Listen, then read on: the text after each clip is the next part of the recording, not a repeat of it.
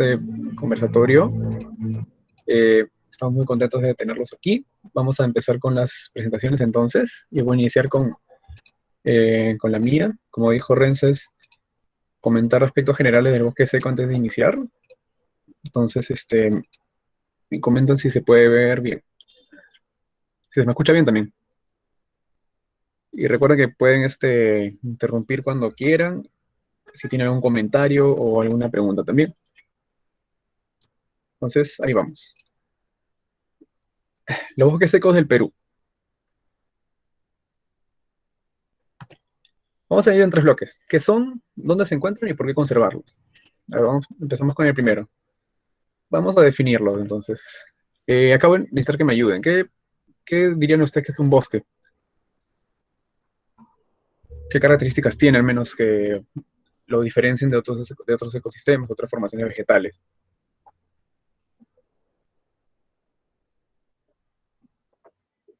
Grandes especies arbóreas. Especies arbóreas, sí, claro.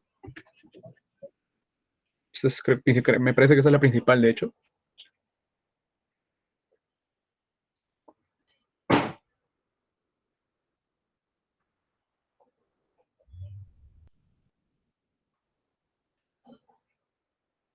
Si no hay más, veamos todas las demás, ¿no? Porque recordemos que si bien lo de la vegetación es importante, no es la única que determina el bosque.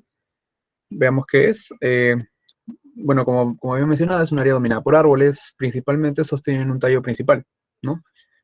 Su crecimiento potencial debe ser al menos mayor a 2 metros y la cobertura de la copa del dosel debe ser mayor al 20%. Entonces, al levantar la mirada al cielo, debe estar cubierta la visión al cielo mismo, al menos por el 20%, pudiendo ser más claro. Y idealmente debe ser mayor a 1 hectárea y de precipitación mayor a 600 milímetros al año. Y para el bosque seco, además de esto, ¿qué podríamos agregarle?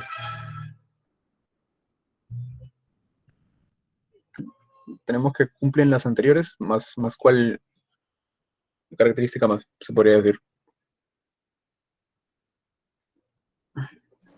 Muy poca humedad. Así es, baja humedad, baja precipitación. Mayor cantidad de claros entre los árboles. Sí, hay doseles que no son tan continuos como deberían, dependiendo de la humedad, claro. Precipitaciones bajas, sí. Sí, vemos que tenemos más o menos claro qué es, ¿no? Sin embargo, quizás también otra importante es la estacionalidad, ¿no? Que están marcados por periodos húmedos y periodos secos, ¿no? Y digamos que las especies vegetales se adaptan a cada una de ellas, ¿no? Siendo más productivas en la húmeda, por supuesto. Pero vemos que la época seca es más prolongada. Entonces, si tenemos una época húmeda y una época seca, ¿podríamos decir que de verdad es un bosque seco? Pues en la actualidad ya está intentando dejar de lado un poco el concepto y se ha pasado a usar el bosque tropical estacionalmente seco, abreviado por BTS. Y según Pennington y colaboradores, el 2009, proponen este concepto un poco integrador, ¿no? De algunas definiciones que se habían dado antes. Ocurre en áreas libres de heladas, donde llueve menos de 1800 milímetros al año, teniendo al menos 5 a 6 meses, al menos, ojo, de precipitaciones menores a 100 milímetros bueno, el mes, ¿no? Luego dominado por árboles con un dosel continuo, el cual vemos que disminuye la continuidad en función de la precipitación. En áreas con poca precipitación va a haber un dosel cada vez menos continuo, diría, ¿no? Tenemos vegetación mayormente decidua y con especies espinosas y suculentas en las partes más secas, ¿no? Los suelos son fértiles en mayoría y ligeramente alcalinos. No, entonces este es un conjunto de características que definen al bosque seco en general, ¿no? No solo los peruanos, sino ya a nivel más neotropical, al menos. Y pues, ya que tenemos un concepto, vemos que no es un bosque seco, ¿no? Un bosque tropical estacionalmente seco. Estos dos ecosistemas están en costa y por estar un poco asociados, al menos el desierto más que el anterior, más que el otro dirían los demás, eh, puede confundirse, ¿no? Debido a que en Piura vemos el desierto costero acostado del bosque seco, ¿no? Como una especie de transición, pero no son ecosistemas iguales, ¿no? Por supuesto, el desierto tiene una marcada vegetación, de hecho, ausente, prácticamente, y la humedad es muy, muy, muy baja, ¿no? No es como habíamos visto con un bosque al menos 600 milímetros diré. Este ecosistema tiene menos de 80 al año, menos de 80 milímetros por año de precipitación. Entonces estamos hablando de un lugar extremadamente seco, hiperárido incluso. Las lomas, si bien sí tienen vegetación y también arbórea, la arbórea no es la dominante. Vemos que si bien también tiene estacionalidad, no se le considera un bosque seco por esta razón, ¿no? Que las especies arbóreas no son las dominantes, no tienen un dosel continuo y predominan las especies herbáceas, ¿no? Que también son particulares del sitio. Ya a nivel más latinoamericano vemos que hay sabanas y chacos, que también son dos ecosistemas con los cuales se suele confundir el bosque seco, al menos en la antigüedad. Vemos algunas diferencias acá. En las sabanas son estacionales también, pero son más húmedas que el bosque seco. Y no están dominadas por árboles, sino por pastos, especialmente gramíneas, ¿no? Como vemos en la imagen. Y por otro lado tenemos el Chaco, ya se encuentra un poco más al sur, casi prácticamente la zona subtropical del planeta. Y pues estas heladas frecuentes que pueden tener hacen que tenga una composición florística diferente, ¿no? Y esas son las principales características que dirían por qué no es un bosque seco. Ya que sabemos qué es un bosque seco y qué no es, entonces, ¿dónde los podemos encontrar? O sea, acá quisiera que me ayuden y de repente, al menos en Perú, me digan qué bosque seco conocen, la ubicación al menos.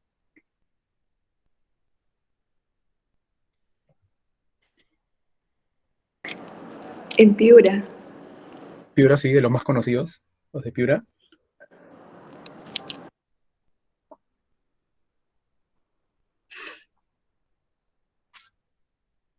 Bueno, y también en las zonas cercanas, ¿no? En Ica, Sí, Piura, Ica también. Cajamarca. La Libertad. Ajá, zonas cercanas a Piura, por ejemplo, Libertad, Lambayeque, Tumbes, Ica ya más al sur, claro, Cajamarca.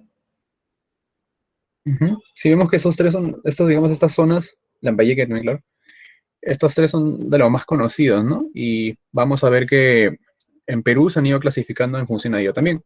Pero vamos primero a nivel neotropical. Vemos que Dryflor lo que hizo fue agrupar todas las vegetaciones que encontraban en nuestro continente y las agrupó por afinidades florísticas, ¿no? Entonces definió algunos grupos que vale la pena mencionar, como los de mexicanos, que son de los más endémicos de todos los demás, altísimo nivel de endemismo.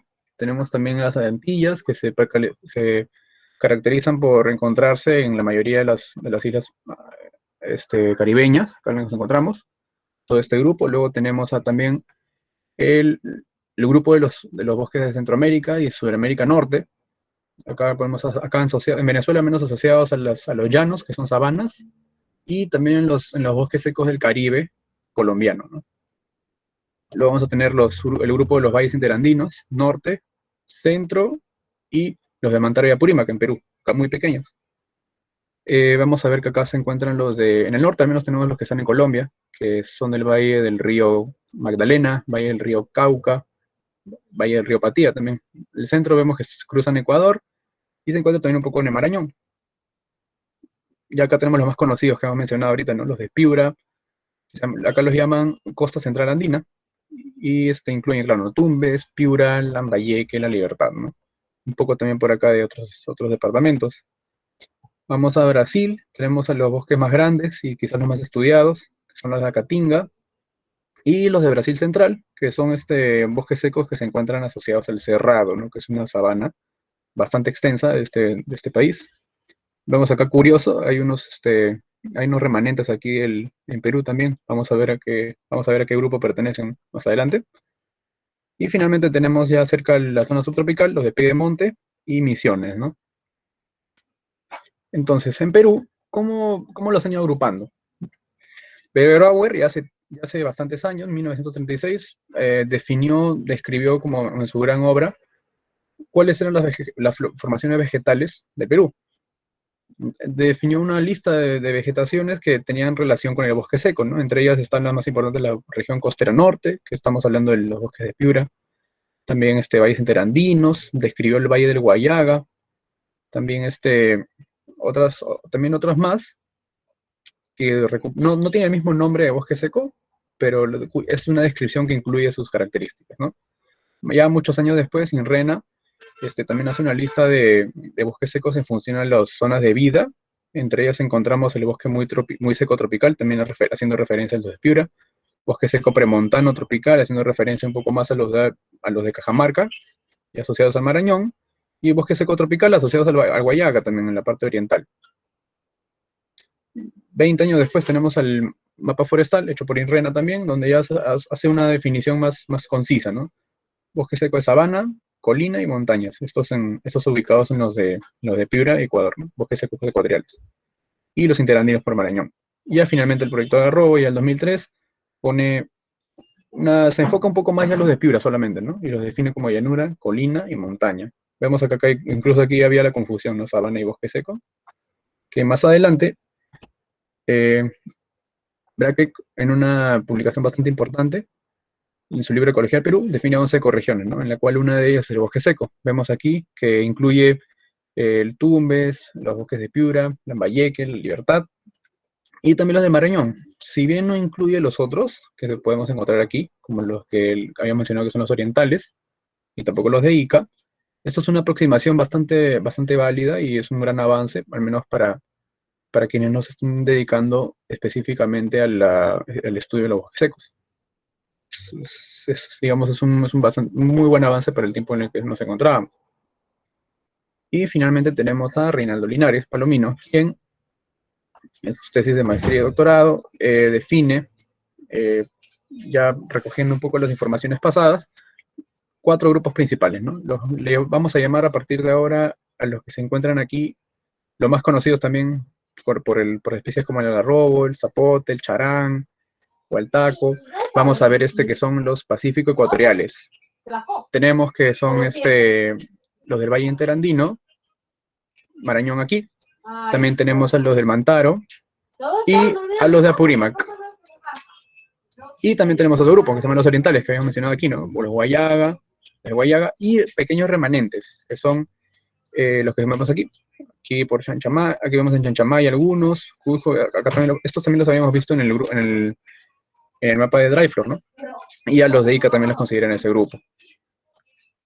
Ya la última obra que digamos que resume todo esto un poco es la de Minam, en donde los de Piura regresa un poco a dividir a los de Piura, a los de la zona Pacífico Ecuatorial, diré, y los tiene como los de colina y montaña, llanura y seco ribereño, ¿no? Luego tenemos los de seco interandino. Acá vemos que sí consideran todos los grupos que había mencionado Reinaldo Linares, y lo de oriental, ¿no? También Guayaga, los que están en el río N, Perené, y un poco Cusco, ¿no? Entonces estas son todas las agrupaciones. Nosotros más trabajamos con esta, debido a que ese está el eje por el cual está trabajado este último estudio, ¿no? Del MINAM, ¿no? Entonces esa sería la distribución de bosques secos, estos 4 grupos principales. Y ahora, ¿por qué conservarlos, no? Rápidamente vamos a ver una mirada, ya que más adelante vamos a verlo más a fondo, pero tenemos que saber que además de estar críticamente amenazados y ser una de las 200 ecorregiones prioritarias para la conservación a nivel mundial, tienen otros atributos. Son fuente de alimentación, dan servicios ecosistémicos, centros de endemismos y hotspots de biodiversidad, y también son parte de nuestra cultura. Vamos a ver cómo. Entre los servicios ecosistémicos tenemos que regulan el clima, retienen el agua y retención de suelo. Esto es debido a las características físicas de sus suelos y sus especies, los cuales permiten que evitan la erosión, la retención de agua en las especies arbóreas y por tanto, esta combinación permite también la regulación del clima, ¿no? Digamos, un balance entre la precipitación, la evapotranspiración, ¿no? Entonces son tres servicios que de alguna manera ayudan a las poblaciones a tener la disponibilidad de agua que requieren, ¿no? En los suelos. Luego también tenemos, a nivel cultural, el Santuario Histórico de Pomac, es una de las reservas más importantes de estos ecosistemas, donde encontramos al señor Recicán. Esto es una cultura encontrada en esta pirámide, y por eso que lo han hecho un santuario. Una cultura predecesora es la Moche, que también se encontró en esta área, Ya conocemos el impacto que tiene la cultura moche peruana y increíble que sea asociada a los bosques secos. Y también tenemos el Marañón, la cultura Marañón, que se halló en los valles de este río. Y también podemos mencionar otras, ¿no? Que son de todas maneras también importantes. En cuanto a la biodiversidad, tenemos que son fuentes de endemismos bastante altos, ¿no? Incluso esta parte de nuestros bosques secos del Marañón tienen niveles de endemismo comparables a los que son a los bosques de mexicanos, que habíamos dicho que eran los de mayor endemismo. Tenemos aquí una foto de la tabebuya, valor muy importante de la ornamental al menos. Tenemos especies de flora con adaptaciones particulares, como es el ceibo. Acá vemos cómo ensanchan su tallo para almacenar agua y tienen espinas en su tallo para poder defenderse de los depredadores. Al igual que algunas leguminosas típicas del bosque seco de Piura, como el algarrobo, que tienen también hojas bipinnadas para evitar la evapotranspiración, ¿no? Entonces, tenemos especies importantes y en fauna no es la excepción. Tenemos el área tumbesina de los endemismos de aves. Esto comprende ya toda esta área de Pacífico ecuatorial, donde podemos encontrar estas especies de aves, ¿no? Solo aquí. Acá tenemos la golondrina tumbes, el espiguero, y estas tres en particular las podemos encontrar solamente en Perú. Endémicas de Perú son la pavari blanca, el cortarramas y el copetón rufo, ¿no? Otros taxas también tienen lo suyo, como el falso camaleón, que también es endémico. Podemos encontrar la vizcacha, el zorro de sechura y también el gato del pajonal. ¿Qué tenemos en la alimentación? Han sido centro de origen del tomate en las partes bajas de los Andes. También tenemos al ají, el maíz por allá en México, y el maní entre Perú, Bolivia y Brasil se debate su origen y ha sido también parte de este ecosistema.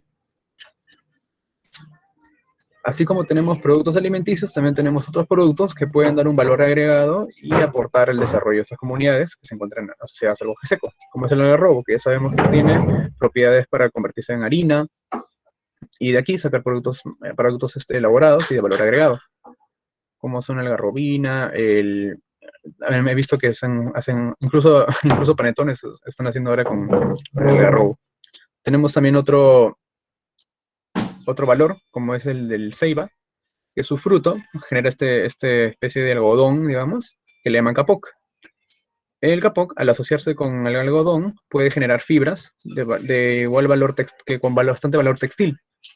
Entonces, una gran oportunidad de desarrollo. Y también tenemos al zapote, que es conocido ya que tiene propiedades de aceites vegetales y también se pueden obtener jabones a partir de él, ¿no? Entonces, en grandes rasgos, esto ha sido los bosques secos del Perú, sus oportunidades y dónde se encuentran. ¿Por qué conservarlos también? Y bueno, muchas gracias. Si tienen alguna duda, me la pueden hacer llegar.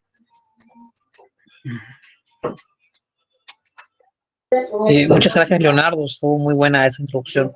Si alguien tiene alguna pregunta, puede abrir su audio en este momento o puede dejar su pregunta o comentario en el chat. Buenas tardes con todos, chicos. Estuvo muy bueno la exposición. ¿Se me escucha? Muy buena presentación. Sí, te escuchamos. Más bien lo que quería Máximo. aclarar era con respecto al algarrobo, al fruto que se presentó, un lapsus creo, eso pertenecería a la Ceratonia silicua, que viene a ser el algarrobo europeo. Y por el resto ha estado muy buena de la presentación. Muchas gracias. Ay, muchas gracias. Sí, no tenía en cuenta eso. Buena observación, muchas gracias.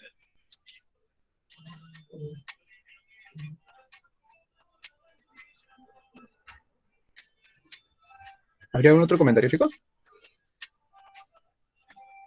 Críticas también se aceptan.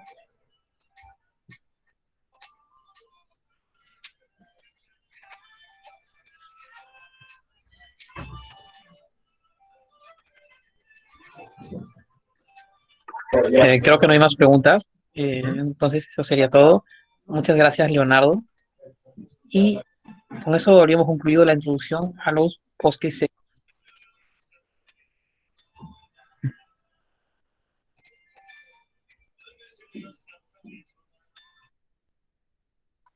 A continuación, vamos a hablar de uno de los grandes ignorados, no solo en los bosques secos, sino en los estudios de presencia de fauna en general. Estamos hablando de los insectos. Y para esto, con el tema conservación de insectos en los bosques tropicales estacionalmente secos, vamos a dejar al bachiller en Ciencias Biológicas por la Universidad Nacional Agraria de La Molina a José Rivas. Adelante, José. Y antes que comience, por ahí alguien consultó si íbamos a compartir la exposición. No la compartimos, la van a poder encontrar en unos días en nuestro canal de YouTube. Ahora sí, adelante, José.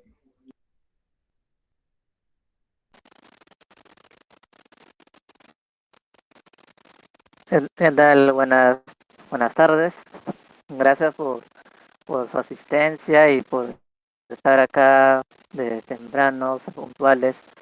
Y bueno, como justo comentaba Renzo, este grupo sigue luchando para tener una pequeña visibilidad, estar dentro de objetos de conservación y justo en estos bosques estacionalmente secos. Y bueno, sin dato dando previo introducción, voy a poder compartir mis diapositivas un momento.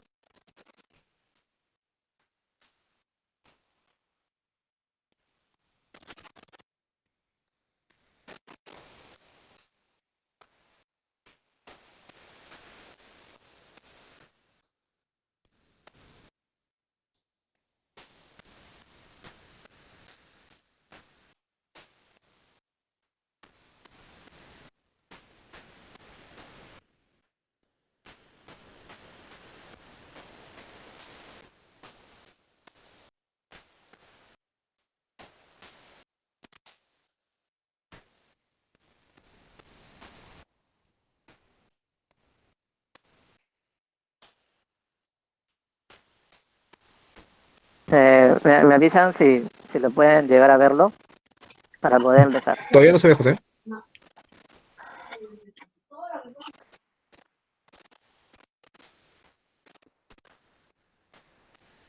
José, aún no vemos nada. De repente, si vuelves a intentar compartir la pantalla.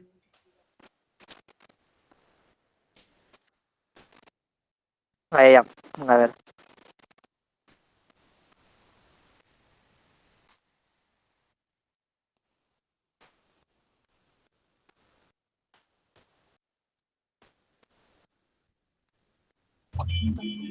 Aún no, José, creo que. A ver. em, José, de repente, mientras tratas de arreglar tus problemas técnicos, te damos unos minutos.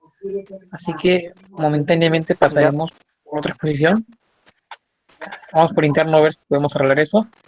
En este caso, vamos a pasar ahora ya sí, no hay a problema. bachiller. Sí, después continuamos, José, a ver si puedes arreglarlo. Ahora vamos a pasar con la bachiller en Ingeniería de Ecoturismo por la Universidad Nacional Federico Villarreal, Nicole Vergara, en la que nos va a hablar de fragmentación y... Oh, ya se puede conectar, José. A ver un momento. No se ve la pantalla, José. No se ve. Vamos a pasar, mientras tratas de arreglar un rato, vamos a pasar ahora con Nicole, que nos va a hablar de fragmentación y conectividad de los bosques tropicales estacionalmente secos. Adelante, Nicole. José, por favor, deja de compartir un momento.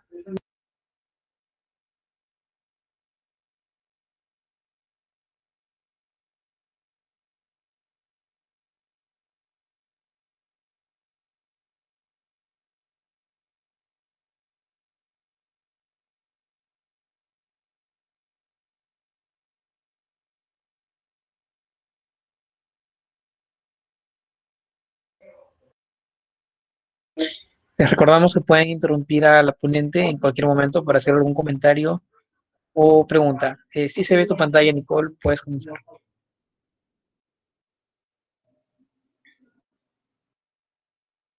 Ya, buenas tardes con todos. Bueno, esto. A ver, ya. Buenas tardes con todos. El día de hoy voy a hablar sobre la fragmentación y conectividad de los bosques estacionalmente secos. A ver, para empezar vamos a hablar sobre qué es la ecología del paisaje. Quizás muchos de ustedes ya han oído sobre este tema. Bueno, la ecología del paisaje como disciplina está relacionada también a otras disciplinas del paisaje como la arquitectura del paisaje, la política del paisaje, entre otras disciplinas. Pero, ¿qué es lo que estudia? Estudia la variación espacial del paisaje en una variedad de escalas. Incluye las causas biofísicas, sociales y las consecuencias que estas van a generar, siendo el resultado la heterogeneidad del paisaje. Siendo el tema principal aquí en la ecología del paisaje, estudiar las relaciones entre el patrón y los procesos, siendo el patrón la estructura del paisaje, en la cual se conforma por la composición y por la configuración del paisaje, y los procesos pueden ser tanto antrópicos como naturales. Algunas preguntas claves sobre qué es la ecología del paisaje. ¿Por qué se dan estos patrones? Es una de las preguntas que siempre se realiza en la ecología del paisaje, en la cual tratamos de buscar cuáles son las causas que han generado estos patrones, o mejor dicho, cuáles son estos procesos que han generado estos patrones. Otra pregunta es sobre qué efectos ocasionan estos patrones del paisaje, o sea, cuáles son los procesos, qué procesos ocasionan estos patrones. Entonces, voy a mencionar algunos ejemplos para que puedan entender mejor. Por ejemplo, en la fragmentación del bosque es un patrón. Sin embargo, esto ha sido ocasionado, ¿por qué? Por la deforestación, entre otras actividades que puede haber sucedido. Y esto va a generar como una consecuencia la pérdida de la diversidad, que es un proceso. Como segundo ejemplo, también tenemos la continuidad de las masas forestales, que son los patrones forestales. Entonces, este es un patrón que va a generar un proceso. ¿Y cuál es el proceso? El riesgo de un incendio forestal. Entonces, un mismo proceso puede ser afectado por los patrones y afectar a su vez a estos. Pues sí, por ejemplo, la continuidad de las masas forestales, como ya había mencionado antes, va a ocasionar un riesgo en incendio forestal. Entonces, pero este incendio forestal también va a ocasionar un cambio en la estructura del paisaje. Entonces, la dirección de las relaciones es bidireccional, tanto como el estudio del patrón, proceso y proceso-patrón. Entonces, ¿cómo se gestiona estos patrones? Bueno, si sabemos cómo influye o cómo la relación, qué relación existe entre el patrón, proceso y proceso-patrón, podemos indicar las actuaciones que vamos a realizar justamente para una gestión o conservación de una determinada especie, hábitat, entre otras, y adaptarlas ante el cambio climático. Un aspecto importante que hay que tener en cuenta en la ecología del paisaje es la escala, porque en la ecología del paisaje no existe una escala específica en sí. La escala va a depender mucho de la especie, de la dispersión o el movimiento de esta especie. Bueno, algunas definiciones para poder entender más sobre la ecología del paisaje es sobre el patrón. ¿Qué es el patrón? Bueno, el patrón es la estructura del paisaje, como yo lo había mencionado, que está la composición y la configuración del paisaje. ¿Qué es la composición? Es los tipos de cubierta o los hábitats que existen. ¿Y qué es la configuración? Pues es como estos se distribuyen en el paisaje. Aquí en las imágenes pueden ver un ejemplo, ¿no? Por ejemplo, en la imagen 1 y 2 existe la misma composición, pero diferente configuración de los parches, algunos están más conectados que otros, entre otros aspectos que se pueden observar. Otra definición es el parche, ¿no? ¿Qué es el parche? Pues es un área relativamente homogénea con bordes bien definidos. Y el corredor biológico es una ruta diseñada que va a poder conectar justamente estos parches que comparten alguna característica ambiental. Bueno, voy a hablar sobre la fragmentación del hábitat. Bueno, es un proceso mediante una gran extensión del hábitat, justamente se transforma en número de parches de menor tamaño, los cuales están separados entre sí por otros usos de suelo, otras cubiertas que pueden estar en el paisaje, en la matriz. Ahora vamos a hablar sobre la fragmentación versus la pérdida de hábitat. Últimamente, bueno, yo también he pensado que la fragmentación ocasiona la pérdida de hábitat. Pero según Parikh, esto no es así. Es la pérdida de hábitat que produce la fragmentación. La fragmentación no genera pérdida de hábitat, sino para que haya fragmentación, al menos debe perderse un poco del hábitat. Entonces, es necesario diferenciar sus efectos en los procesos, ya que podemos siempre sobreestimar el efecto de la fragmentación, ¿no? Poniendo impactos que realmente estos no generan. Bueno, un pequeño ejemplo que justamente también se menciona en este artículo de Parikh es, por ejemplo, aquí tenemos un hábitat y a los costados, bueno, primero se ve la pérdida de hábitat más la fragmentación y abajo se puede ver la pérdida de hábitat, nada más. Entonces, en el hábitat original había 10 especies y en la pérdida de hábitat solo hay 5 especies. Entonces, han perdido 5 especies ocasionado por la pérdida de hábitat. Entonces, mirando el gráfico arriba, ya que 5 especies han sido perdidas por justamente la pérdida de hábitat, entonces solamente 2 especies han sido por fragmentación. Entonces, este estudio demuestra que no debemos generar efectos mayores a los de la fragmentación, porque la pérdida de hábitat normalmente justo es una de las ocasiones que también ocasionan la pérdida de diversidad. Ya, otro tema voy a dar sobre los cambios espaciales y la fragmentación. Existe una variedad de cambios espaciales que se van a asociar a la fragmentación. Como por ejemplo pueden ver aquí las incisiones,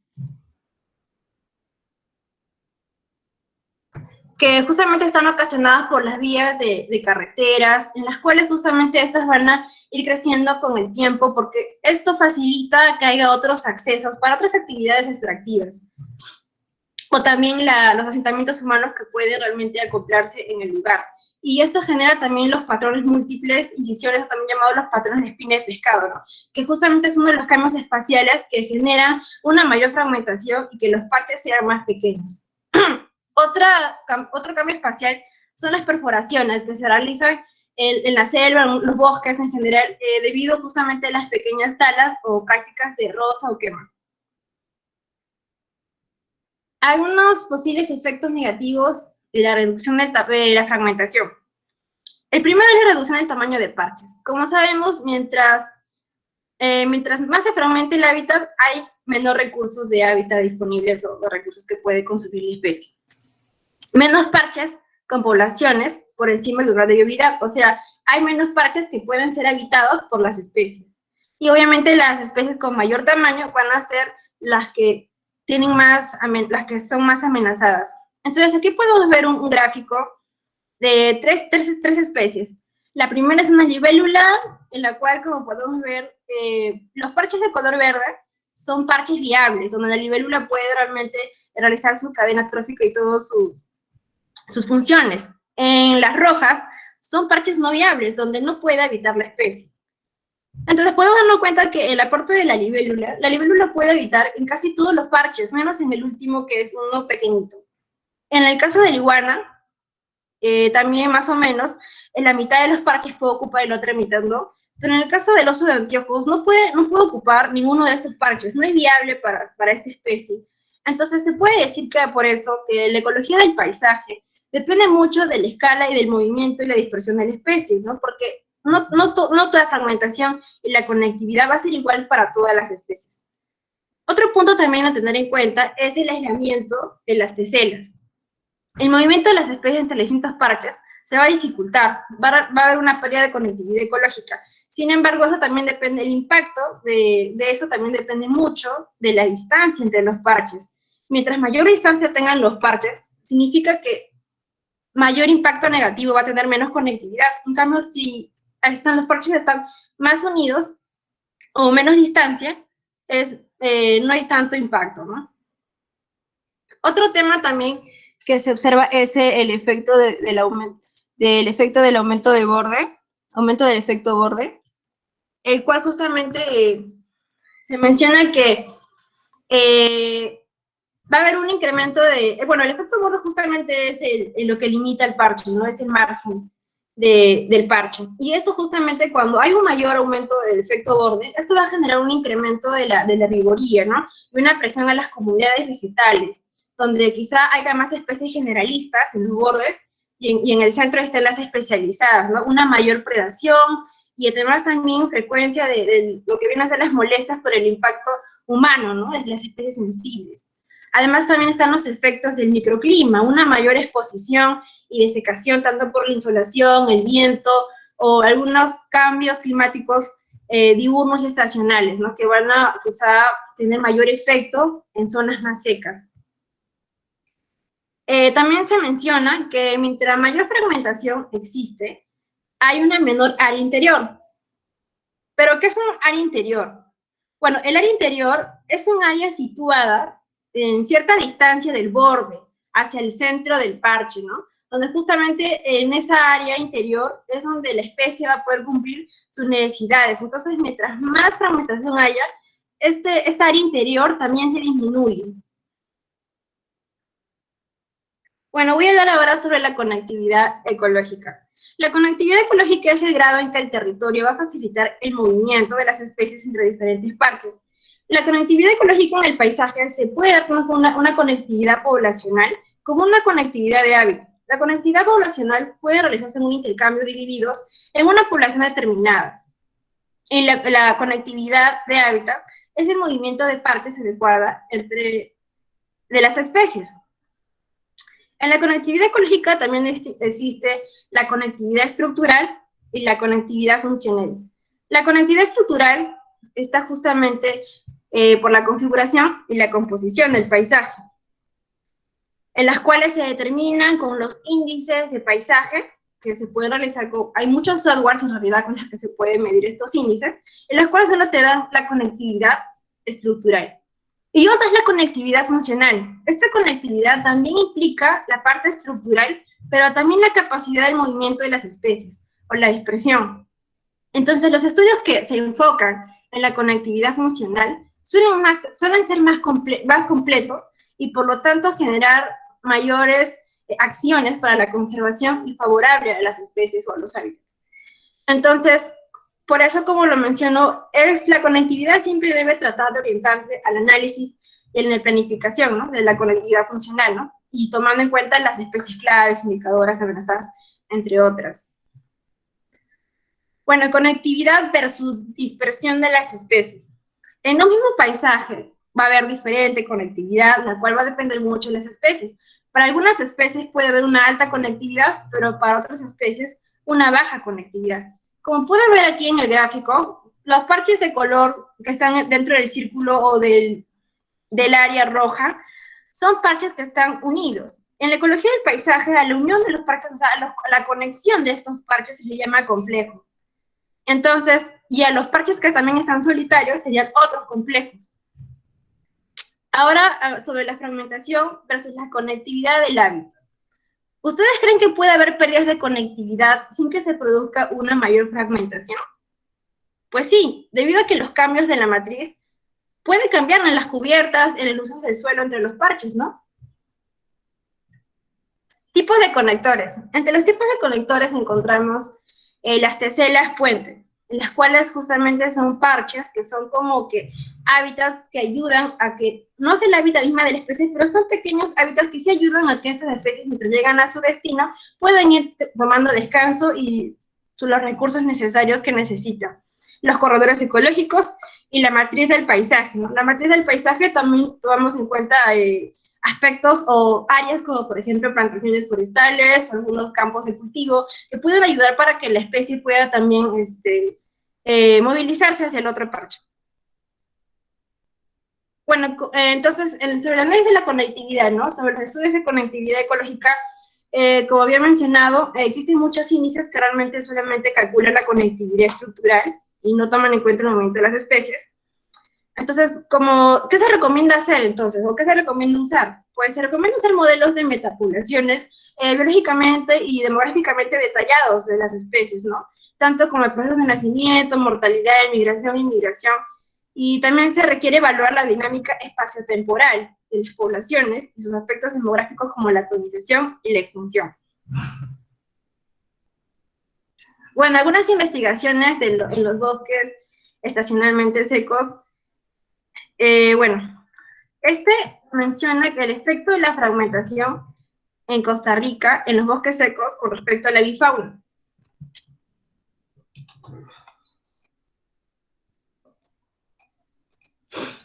la cual examina justamente el efecto del área del parche y duración de la estación seca sobre la anidación de toda la comunidad aviar y ocupación de especies en fragmentos en toda la bifauna nativa. Como resultados de esta investigación, se tuvo que justamente la riqueza de especies fue independiente de tanto del área del fragmento como la distancia entre ellos.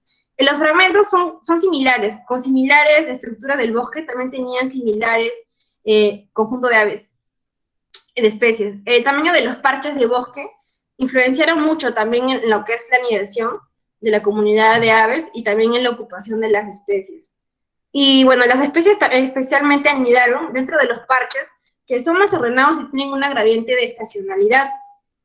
Entonces, este análisis de anidación es una herramienta importante, ¿no? Que nos va a ayudar justamente a evaluar las consecuencias de la fragmentación del hábitat. Otro estudio se realizó en Argentina, en el Chaco, en el cual es la fragmentación de los bosques, polinización y la reproducción de plantas en el bosque seco Chaco, Argentina. Esto comparó justamente los niveles de polinización, el cojuego de frutos y de semillas entre los fragmentos de bosques pequeños, grandes, y como también en los bosques continuos, ¿no? En la cual se tuvo como resultado disminuciones significativas en sí sobre la cantidad de polen que puede haber. Sin embargo, en 4 de las especies de las 10, porque se estudió 16 especies, de las 16 especies, solo 4 especies fueron más visitadas en cuanto a la polinización de abejas. Y bueno, en cuanto a la cantidad de granos de polen, dice, puede que se haya disminuido debido a que justamente hay una reducción de la producción de frutos como también de semillas. Bueno, esas son investigaciones con respecto a la fragmentación. Gracias.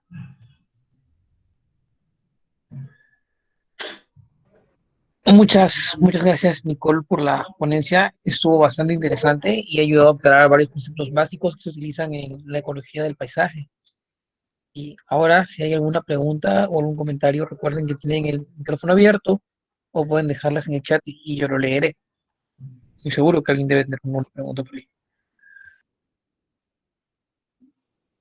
Sí, chicas, cualquier duda pregunten.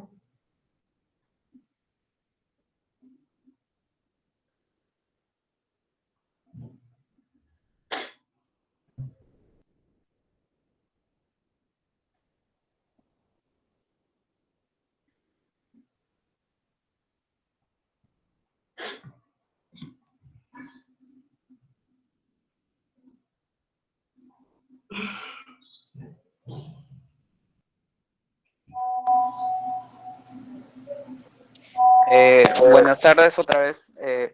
Me parece muy interesante la exposición con respecto a lo que son los corredores ecológicos, puntualizando,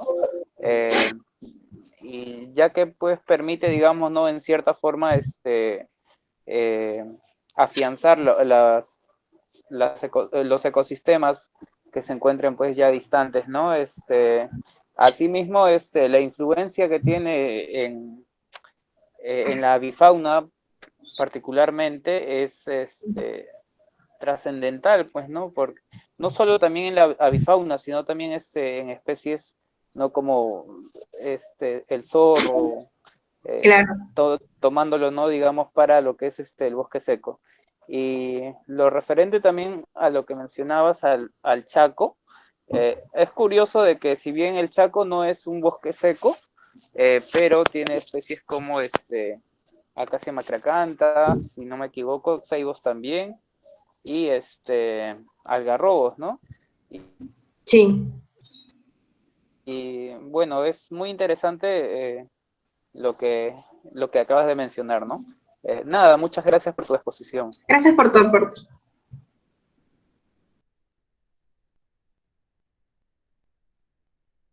Muchas gracias, Máximo, por tu intervención. César Ricardo Vega, mi nueva pregunta. ¿Cuáles son las consecuencias de la fragmentación? Bueno, como ya había mencionado, hay muchas consecuencias de la fragmentación. La disminución justamente de los parches, que va a generar una menor conectividad en el desplazamiento de las especies. Más que todo esa sería la principal, como también el efecto borde, ¿no? poniendo en riesgo a las especies que son especializadas y justamente ocasionando a que vengan especies generalistas, ¿no? Y que estas invadan estos parches y estas especies especializadas estén más amenazadas con respecto a ello.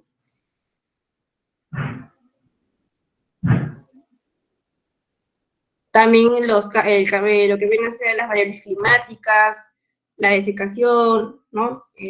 Temperaturas extremas, viento, desecación, entre otros.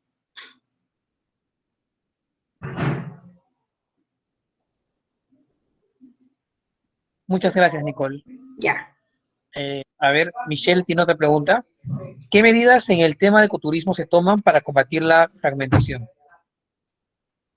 Pues en lo que es en el tema del ecoturismo, justamente también se está manejando lo que viene a ser, se está haciendo corredores también, también no solamente en la parte biológica, sino corredores también con fines de poder unir estos parches, pero también de paso también pueden servir como ecoturismo, ¿no? Es algo que se está viendo últimamente. Pueden servir como ambas, tanto como el ecoturismo y también corredores, y también desplazamiento de las especies.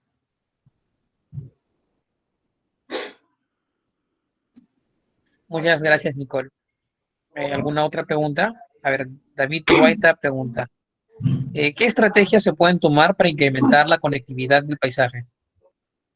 Pues primero, mejorar los estudios de la conectividad, ¿no? He visto muchos estudios que se están realizando sobre la conectividad ecológica, pero tomando esta conectividad funcional, no solo la estructural, ¿no? Pero he visto más, lamentablemente, en los bosques húmedos, y en los bosques secos no he visto mucho, y aquí en Perú mucho menos, lamentablemente. Entonces, creo que sería mejor reforzar los estudios con específico en la conectividad funcional más que en la estructural, ¿no? Aquí tomando en cuenta justamente el desplazamiento de las especies, y eso justamente nos va a ayudar a tomar mejores medidas de una gestión efectiva y también en la conservación. A ver, bueno, Michelle, ya después le puedes comentar por el chat, te pregunta sobre ejemplos de corredores en el Perú, pero ahorita Axel Tejada nos está haciendo, y esa sería la última pregunta, bueno, la penúltima, ¿qué criterios se deben tomar en cuenta para la elaboración de estos corredores? ¿Podrían tener un efecto negativo?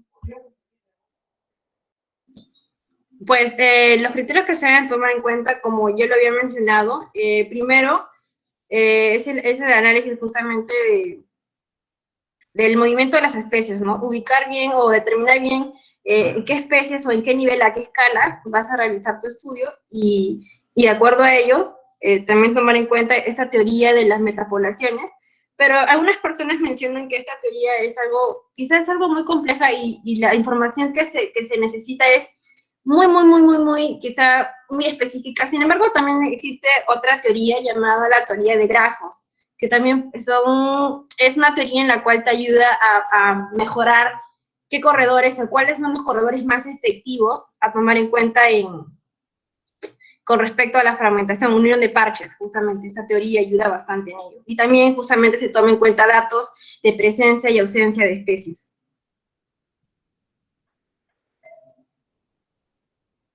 Gracias, Nicole. Y ahora la última pregunta. Anderson Salas pregunta, ¿en qué bosques secos del Perú sabrás que corren más riesgo de fragmentación en la actualidad o cuáles ya han sufrido esta fragmentación? Bueno, aquí en el Perú he visto, bueno, de hecho los bosques interandinos son bosques secos fragmentados, y en la parte de los bosques de Piura y Tumbes hay una mayor extensión, sí, pero también hay fragmentación, pero se podría decir que los más fragmentados son los de los bosques interandinos. Son pequeños relictos que hay. Agregando eso, dentro de los interandinos serían los del Valle de Apurímac y también del Mantaro, ¿no? Esos son los que, no tanto los del Marañón, también lo están, pero los que están al sur, ¿no? Esos son los que son los más fragmentados, digamos. También menos estudiados, además.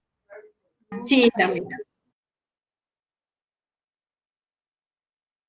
Muchas gracias, Leonardo. Y muchas gracias, Nicole. Hemos disfrutado mucho y hemos aprendido bastante con tu exposición. Muchas gracias. Ahora sí vamos a dar paso, después de haber solucionado los problemas técnicos, al bachiller José Carlos Rivas con la exposición Conservación de insectos en los bosques tropicales estacionalmente secos. Pasaré a compartir mi pantalla. Recuerden que pueden interrumpir al expositor o dejar sus comentarios en el chat.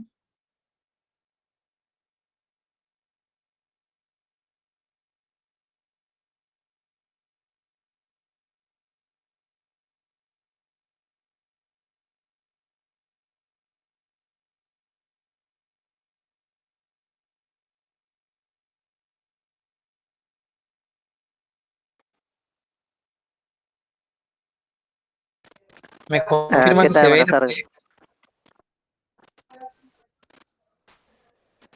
proyecto. ¿Sí me escuchan bien, no?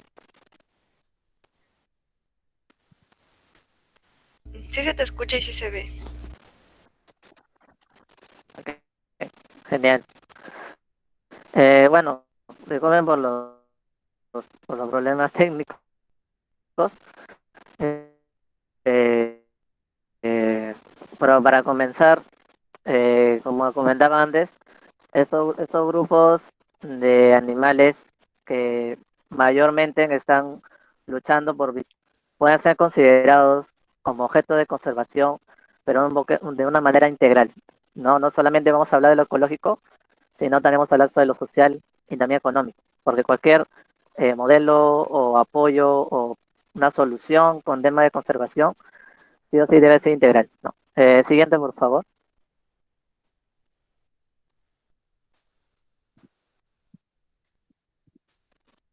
Ok, entonces los insectos generan estos servicios ecosistémicos dentro de un ecosistema, ¿no? Vaga la redundancia. Pero sí o sí, como estos servicios ecosistémicos se dividen en cuatro partes, y una de ellas es el abastecimiento, que quiere decir que los insectos pueden generar alimento para las personas o también alimento para las demás especies que pueden subsistir con ellos o coexistir con ellos. Entonces, una de ellas es la producción de miel, ¿no? Que podemos gozar de los bosques secos. Y otra cosa que también podemos considerar a la entomofagia, ¿no? Existen personas o existen culturas o existen grupos de personas que consideran que los insectos pueden ser como un buen alimento proteico dentro de una dieta alimenticia. Entonces, y ojo, obviamente, considerando de que estos insectos también deben ser considerados en que no tengan parásitos, ¿no? Y evitar cualquier enfermedad. Pero sí o sí, como una iniciativa o emprendimiento que se ha creado a partir de la Universidad Agraria, hay una barra de chocolate con harina de gusanos de los escarabajos. Han tomado como un factor muy importante que eso va a ser. No lo escuchó, creo. Sí, escuchó la mitad. Me han preguntado duro, ¿sí o no? Escuchó cómo está contestando Nicole. Me han preguntado, ¿qué te respondí?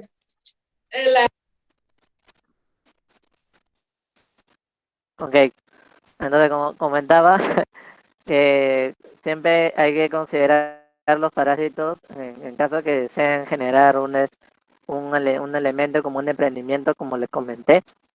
Pero si pasamos a la regulación en temas de servicios ecosistémicos, existe el mantenimiento de la fertilidad del suelo, ¿no? ¿Qué quiere decir? Que los escarabajos principalmente, ¿no? Los coleópteros, pueden estar fomentando la fertilidad del suelo y también al reciclaje de los desechos, incluyendo a los dípteros. ¿Qué quiere decir? A las moscas. Que sin ellos no estarían los ecosistemas reciclando todos los residuos que puede originar en cualquier momento. Y también las hormigas. Las hormigas también son un grupo muy importante para poder hacer reciclaje de desechos. Y lo más importante que también es la polinización. Está caracterizado por los agentes polinizadores, como las abejas, como las mariposas, como los coleópteros, hasta los mismos dípteros. Y esto es un proceso muy importante para la regeneración del ecosistema. Si hablamos en la parte cultural sobre las personas, es que también se puede originar una recreación y un ecoturismo. ¿Qué quiere decir? Si este espacio tiene una buena cantidad, digamos, de especies de insectos o también considerados endemismos, se pueden tomar como una especie de, como un laboratorio natural para que puedan generar un aprendizaje y entender y conocer y valorar a los insectos dentro del bosque seco. Y lo cuarto, como soporte sobre el ciclo de nutrientes, ¿no? Tiene que ver con el ciclo de nutrientes del suelo, el ciclo de nutrientes, mayormente del agua también, y también en el ciclo de, digamos, de toda la cadena trófica que pueda existir. Sí o sí, los insectos son la mayor base de la cadena trófica, porque sin ellos tampoco las demás especies que están arriba de la cadena no van a poder subsistir. Bueno, sigamos con el siguiente diapositiva, por favor. Entonces, si hablamos sobre los servicios ecosistémicos, también se puede hablar sobre diversidad de insectos también. Justo habíamos comentado en las anteriores exposiciones que los valles de Marañón o los valles de Mantaro, si tienen una cierta cantidad o porcentaje de endemismo, eso quiere decir que también los insectos pueden generar un porcentaje de endemismo también y una gran diversidad. Entonces, justo como en Melanis leucoflema, esta mariposita lo podemos encontrar en Amazonas, de la familia Rhodinidae, y otros también, de otras familias que podemos encontrar justo también dentro del Valle de Marañón, en Satipo, en Chanchamayo y también en el norte. Otra especie de Odonatea, que es la Erythroplicas umbrata, esta especie se puede encontrar en los bosques estacionalmente ribereños. ¿Por qué? Porque ellos se pueden encontrar cerca a los cuerpos de agua. Y a la Folivia, a la especie de Folivia, se pueden considerar como una especie benéfico ante las plagas que puede ocurrir en los algarrobos o otras especies forestales que podemos encontrar en los bosques secos. Siguiente, por favor. Y además también podemos encontrar coleópteros y hasta insectopalos, que mayormente se puede tener, digamos, una mayor presencia en el norte, pero está muy, pero muy bajo en los estudios en otras regiones de los bosques estacionalmente secos. Entonces, se cita una investigación un poco más profunda respecto a qué insectos se pueden encontrar, ¿no? Y también podemos encontrar hemípteras, como los chinches, ¿no? Se puede encontrar también en el norte y también podemos encontrar en los valles interandinos y también en Ica. Y en otras zonas también, pero igual necesitan más investigación. Y bueno, sigamos con el siguiente diapositiva, por favor. La interacción con la fauna es muy primordial porque justo habíamos comentado sobre la cadena trófica, ¿no? Siguiente, por favor. Existen especies de aves, como la que vemos en la pantalla, que su dieta alimenticia se necesita de insectos, ¿no? Y estos insectos pueden ser un alimento muy vital para estas especies de aves. Y es por eso que esta especie de aves lo podemos encontrar en el coto de caza, el angolo. Sin estos insectos, estas aves tampoco no podrían subsistir. Siguiente, por favor.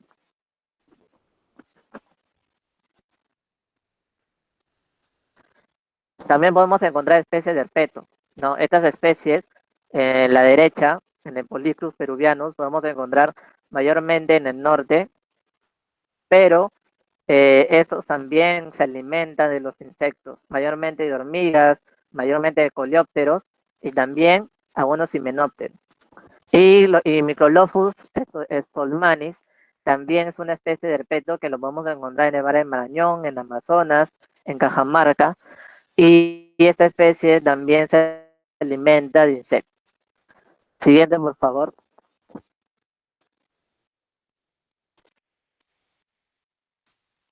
Entonces, si nos preguntamos cuáles serían los grandes retos, ¿no?, respecto a la conservación de insectos en los bosques secos.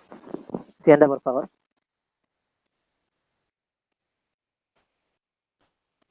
Existen dos cosas muy claves, ¿no? La falta de información, que se necesita un poco visibilizar en el rol de los insectos dentro de los ecosistemas y especialmente en los bosques estacionalmente secos, y que también mayormente por no conocerlos se cree en su mayoría que existen plagas, ¿no?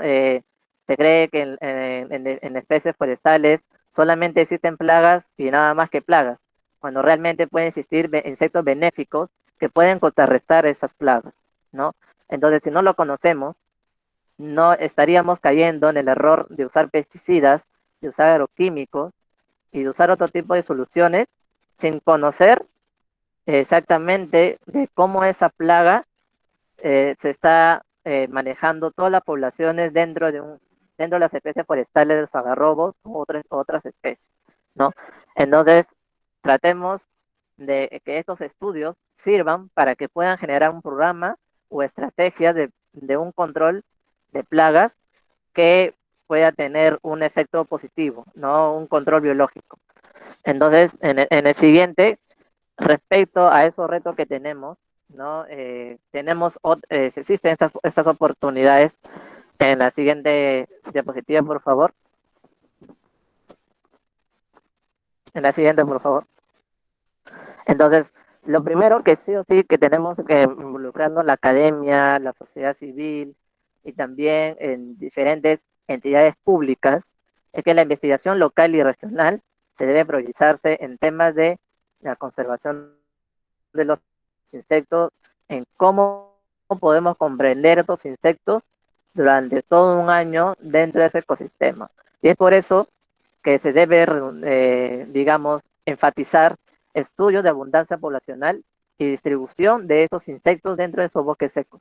Entonces, ¿a qué me refiero con abundancia poblacional? Que quiere decir que si consideramos a un coleóptero, ¿qué tanto fluctúa en el año para poder conocer en qué épocas del año o quizás qué épocas de la temporada seca y en temporada corta, húmeda, aparecen la mayor cantidad de insectos en la que se quiere estudiar, depende de la persona o del grupo, y poder tener una revisión un poco más profunda y conocer su biología? Porque solamente vemos y dicen, hay un montón de plagas y hay que atacarlos, pero si no conoces esa plaga realmente de cómo se fluctúa durante un año, estamos fallando. Ni siquiera un año, si queda también en 5 años, en 10 años, si no conocemos esa data, tenemos que empezar desde cero y no aplicar así como pesticidas o soluciones así, no sé, alocadas o desesperadas, porque existen las plagas, entre comillas, ¿no? Entonces, también para poder visibilizar a estos insectos, necesitas saber un estudio de endemismo, saber el estado de conservación de ellos, ¿no? Lamentablemente, en la lista roja o en la lista roja a nivel de Perú y a nivel mundial, los estudios son muy bajos. Entonces, les invito a que también puedan enfatizar a que la lista roja siga incrementando, porque mayormente en el Perú solamente consideran una especie de Lepidoptera, 4 especies de coleópteras y nada más. O sea, no hay más estudios respecto a qué especies están en peligro de extinción y qué rol tienen dentro de ese ecosistema. Entonces, ya hemos hablado sobre los servicios ecosistémicos, de la ecología, pero el tema social también es muy importante. El tema social es involucrar a las personas, involucrar a la población local, que conozcan, que no tengan miedo, no tengan un efecto negativo por ellos, en realidad tengan el valor o tengan la curiosidad de conocerlos y estudiemos juntos, ¿no? Estudiemos en grupo, estudiemos todos en comunidad, ¿no? Y bueno, ¿y a qué me refiero? Y es a la siguiente diapositiva, por favor.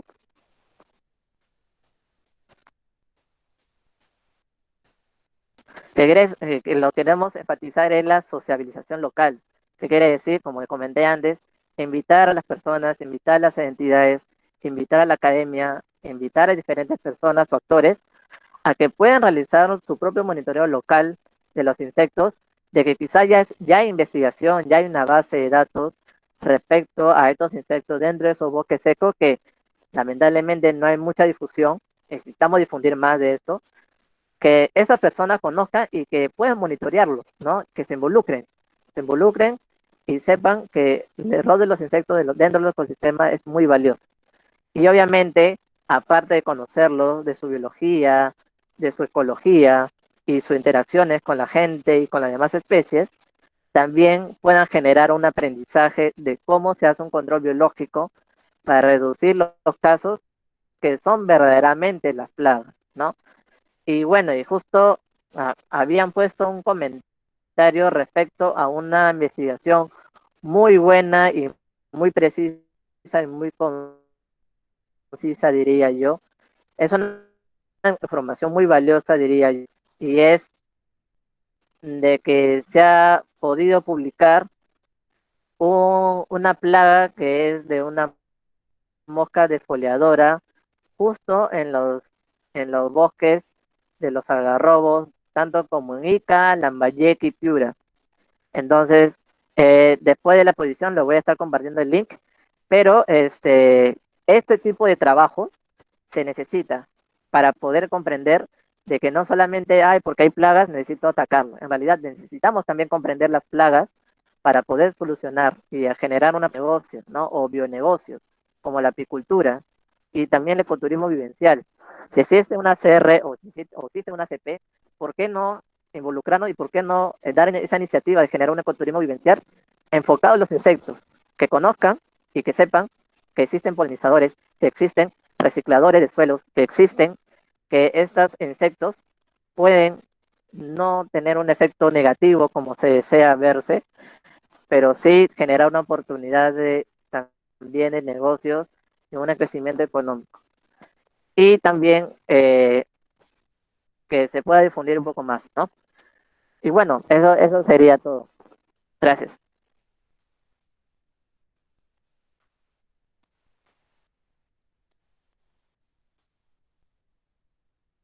Muchas gracias, José. Han dejado muchas preguntas, así que voy a comenzar a leerlas. Muy bien. La primera pregunta es de Diana. Dice, ¿tú crees que sería una buena alternativa que los fondos agrícolas designen parte de sus hectáreas a reforestación de especies de bosques tropicales estacionalmente secos para que esos insectos controlen las plagas y ayuden a la floración?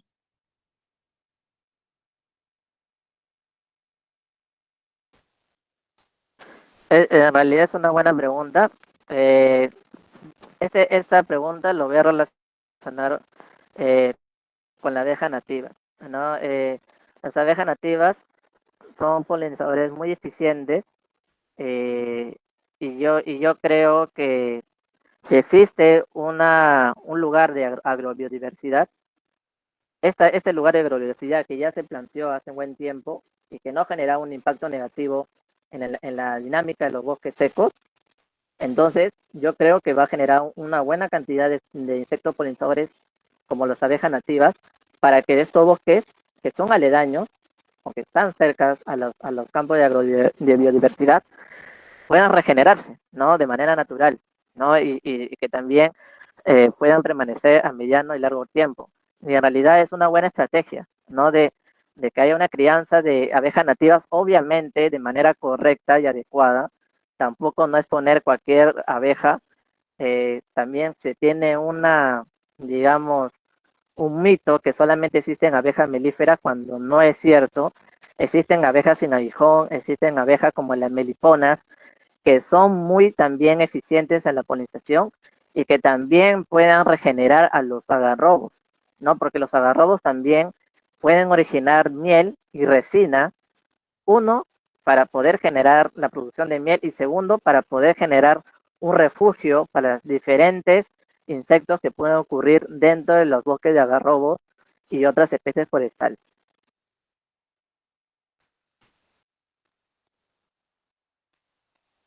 Gracias, José. ¿Alguna otra pregunta o comentario?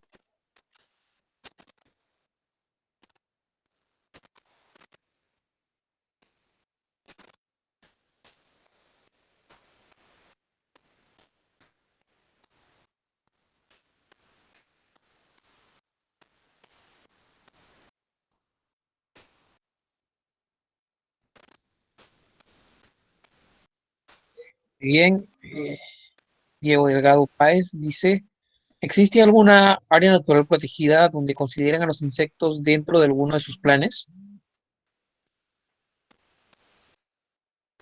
En realidad, no. He estado revisando algunas áreas naturales protegidas. Mayormente se les hace conocer, ¿no? De que sí, la mariposa, que sí, los coleópteros, que sí, son bonitos, pero ahí nomás. O sea, no hay un plan de manejo que involucre a los insectos. Mayormente y lamentablemente, no le estamos quitando importancia, pero mayormente se enfocan en los mamíferos y en los herpetos y en las aves, y son olvidados los insectos, ¿no? Entonces, por ser digamos, un trabajo un poco más fácil, digo yo, ¿no? Un poco más accesible, se enfocan en esos grupos, pero los insectos, yo sé que sabiendo que es un poco complicado monitorear estos insectos, pero ese es el reto, ¿no? Necesitan personas, necesitan profesionales, especialistas, a que asuman ese reto a trabajar con los insectos, porque no es fácil, no es, pero sí es posible.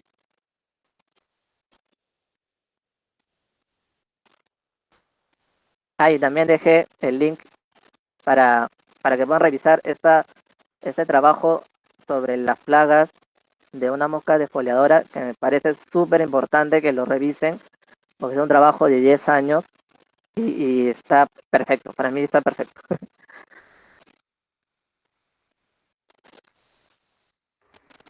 Muchas gracias, José. Creo que no hay más preguntas. Agradecemos tu excelente exposición. Ahora vamos a dar paso a una sección completamente diferente, donde vamos a hablar de un poco de sociología, podríamos decirlo. Para esto vamos a dejar al estudiante de Ciencias Forestales, Emily Quispe, con el tema, un momento, participación comunitaria en los bosques tropicales estacionalmente secos. ¿Estás ahí, Emily? Sí, puedes Sí. compartir. Bueno, voy a compartir. Por favor. Ya, perfecto. Sí, ahí compartí.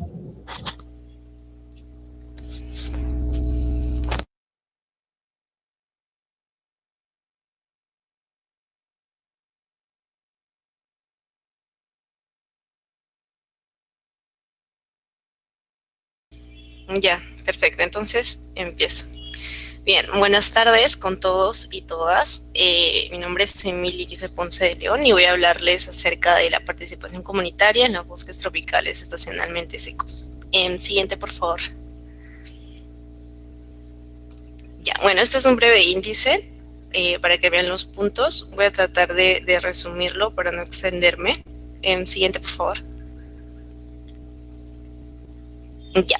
Antes quería comenzar preguntándoles, y si pueden escribirlo para tratar de que esto sea más didáctico, ¿qué es lo que entienden por participación comunitaria? Así, lo primero que se les viene a la cabeza, una palabra.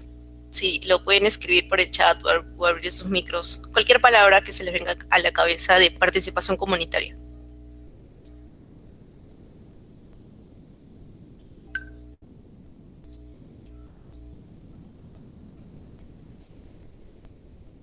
Ya, vigilancia, conjunto, apoyo, cooperación.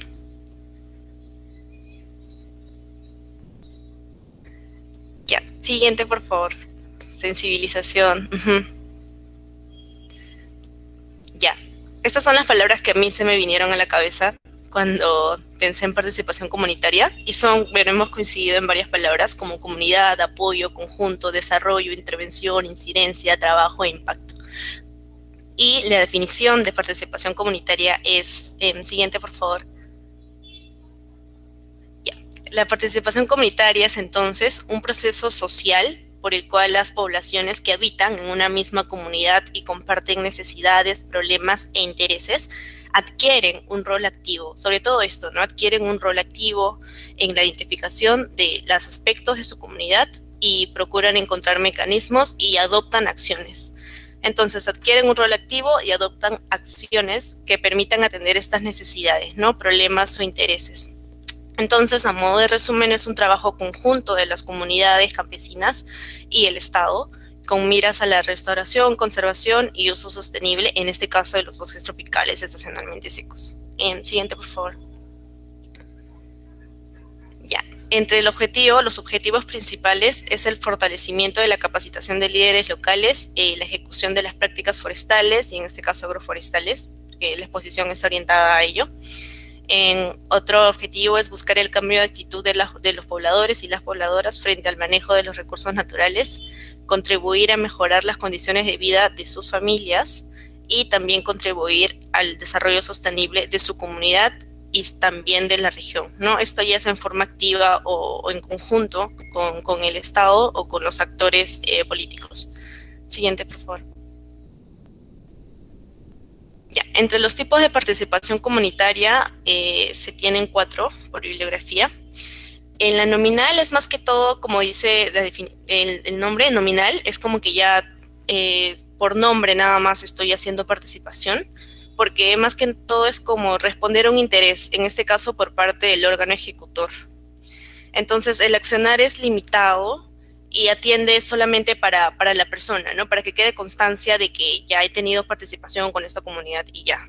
O sea, es algo súper desligado.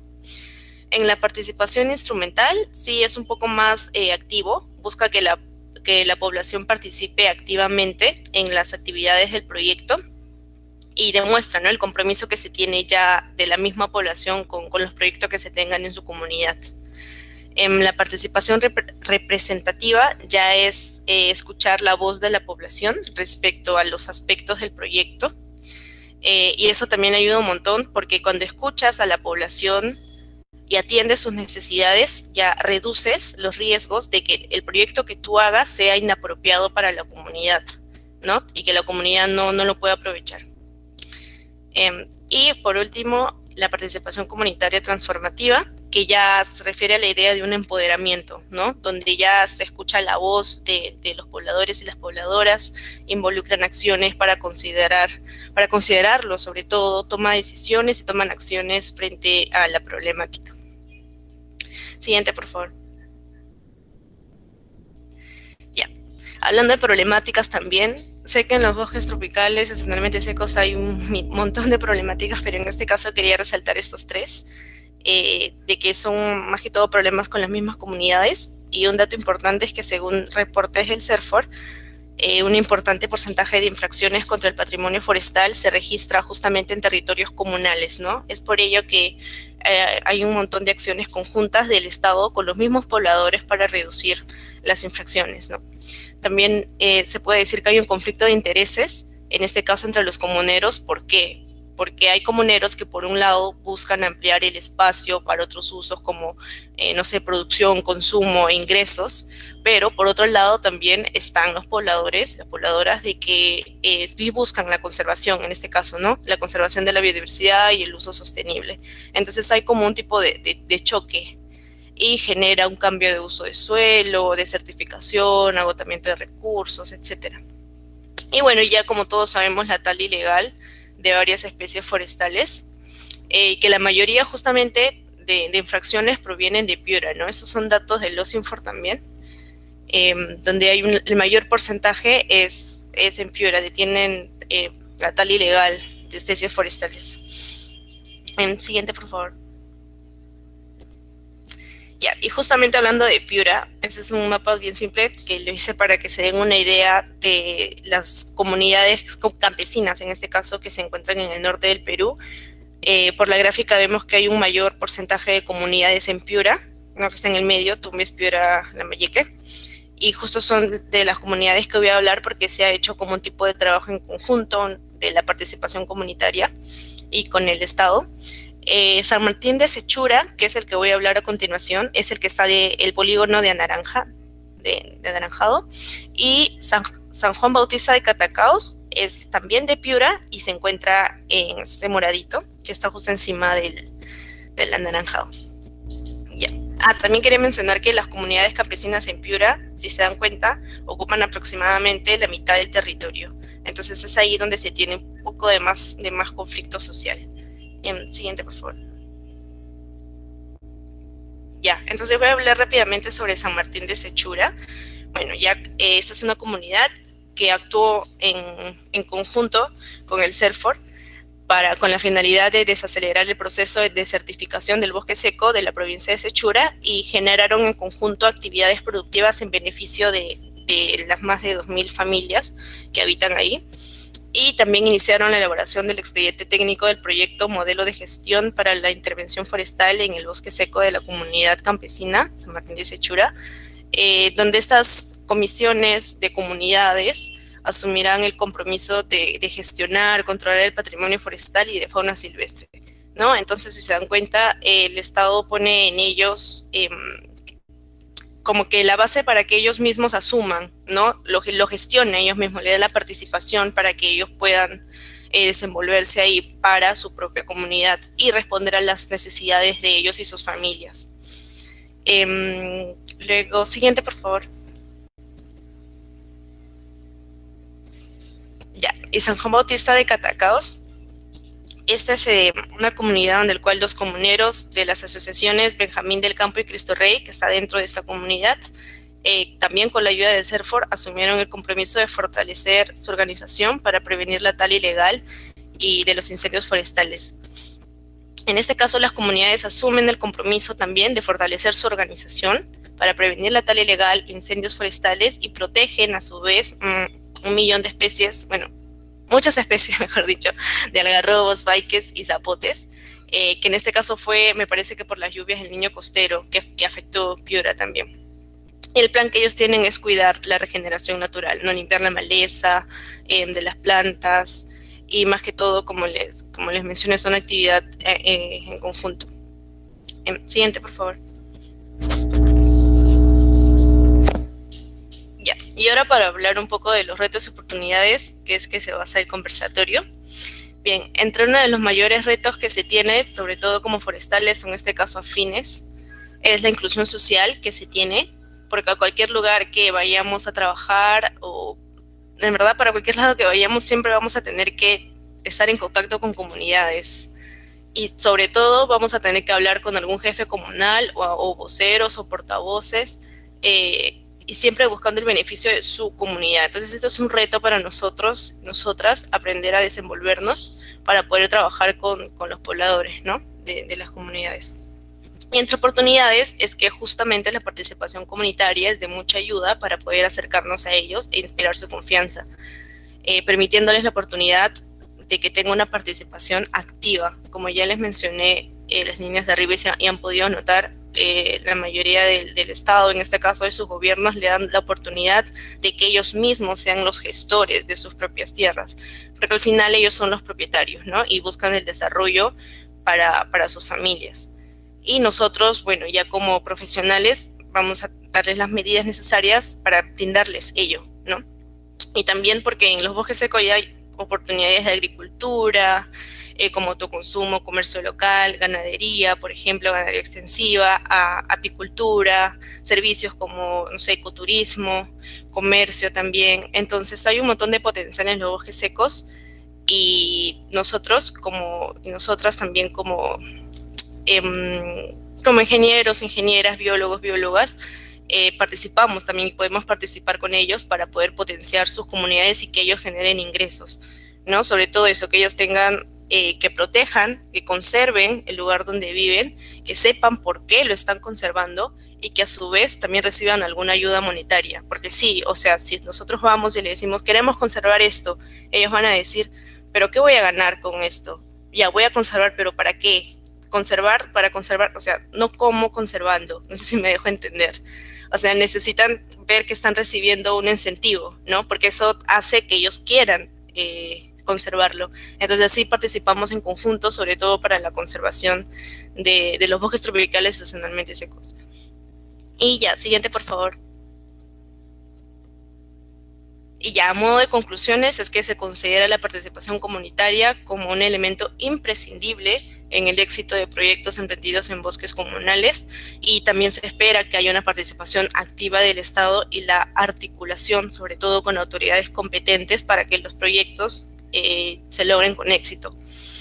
Y bueno, el acercamiento con las comunidades facilita la labor en materia forestal, con mayor conocimiento de la realidad, porque son ellos al final los que conocen mejor el bosque que nosotros, permitiendo que las comunidades se encuentren mejor preparadas para realizar sus actividades, ¿no? Y nosotros les vamos a facilitar las herramientas para que ellos logren los procesos administrativos necesarios para realizar sus prácticas locales. Siguiente. Ya, y eso es todo. Si tienen preguntas o intervenciones, estoy leyendo sus comentarios. Gracias. Muchas gracias, Emily. Muy amena tu exposición. Ahora esperaremos brevemente las preguntas o comentarios.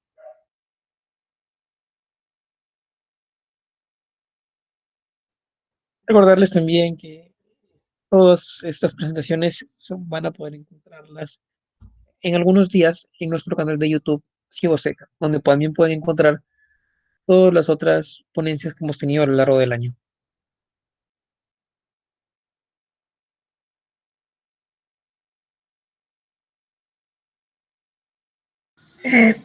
Buenas tardes.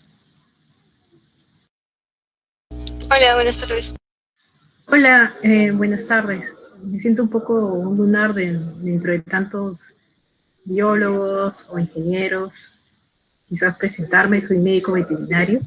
Después quizás cuando terminen las ponencias, de repente voy a hacer un comentario, estaba escuchando todas sus presentaciones de manera interna. Soy docente de la Facultad de Medicina Veterinaria.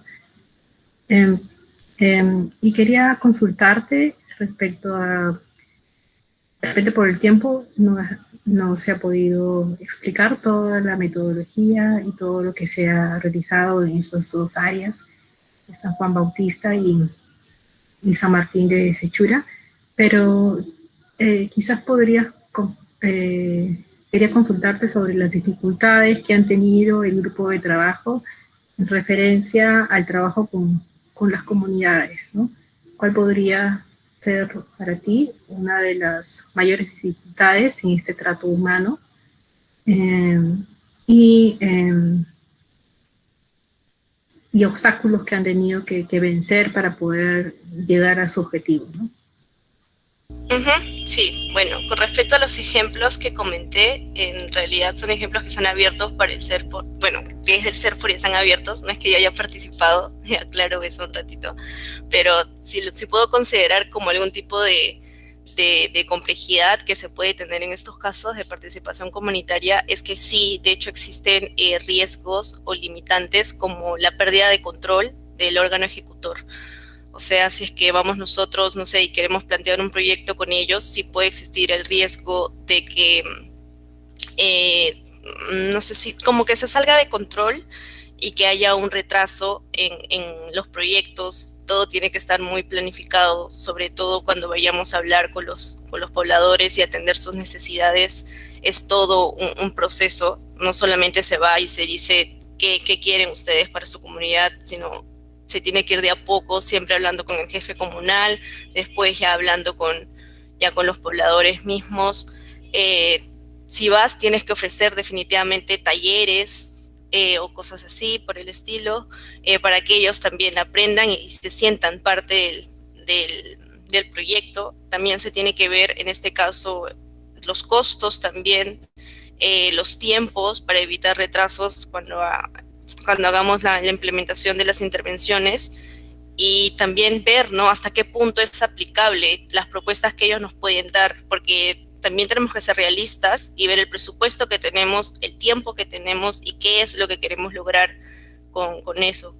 Entonces, como digo, creo que el mayor riesgo o complejidad es saber exactamente el plan y cómo poder atender todas las necesidades que ellos, bueno, no todas, pero quizás la mayoría o las más urgentes que tengan ellos, ¿no? Trabajar en conjunto con las comunidades. Muchas gracias, Evelyn.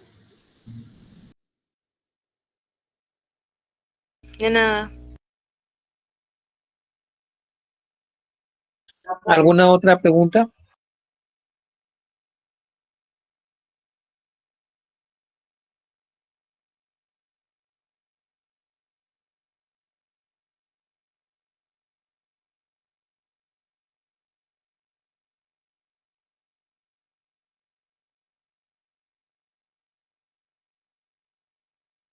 A ver, Emily, David White te pregunta, hola Emily, dentro de esta experiencia también están incluyendo proyectos de reforestación, y es una pregunta una, y la otra es, ¿y si existe algún apoyo monetario a las comunidades por conservar sus bosques?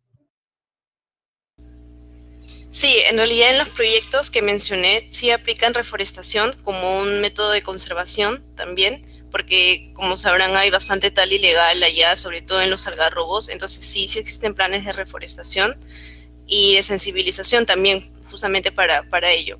Si existe algún apoyo monetario a las comunidades por conservar sus bosques, eso sí, no estoy muy segura, no sé si se les paga a ellos. Lo que sí sé es que si ellos logran como que, no sé cómo llamarlo, si logran comprometerse, en realidad reciben incentivos de ONGs que también aportan, pero no directamente para su comunidad, sino para reforzarlos. En este caso, no sé, para agricultura, apicultura o servicios que ellos pueden dar. O sea, no se busca a ellos darles plata, sino darles la oportunidad de que ellos generen ingresos para ellos mismos conservando el bosque.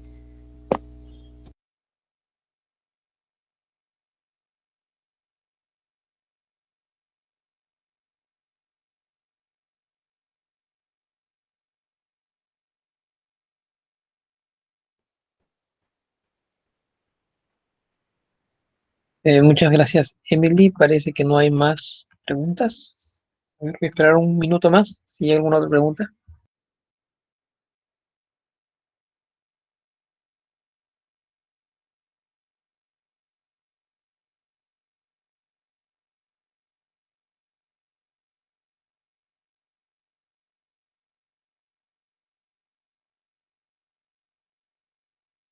Listo, no hay más preguntas. Ahora, para concluir este tercer conversatorio anual, vamos a dejar a la estudiante. Hay una pregunta, nada más. Dice, Anderson Salas pregunta, ¿existe un organismo al que uno pueda acudir para saber cómo empezar una iniciativa bueno, debe ser de trabajo comunitario, de participación comunitaria? Sí, en realidad no exactamente, bueno, puedes acudir a varios organismos, cualquiera, no sé, AIDER, por ejemplo, o cualquier otro tipo de organización que participa con las comunidades, o también tú mismo de conservación comunitaria. Sí, en realidad, si vas a cualquier organismo, tienen un montón de planes en voluntariados también para poder trabajar con ellos y también como nosotros, ¿no? Acá como un círculo de investigación y que también podemos aportar, bueno, al menos ahora remotamente en la información, también ayuda para la conservación y formular proyectos también.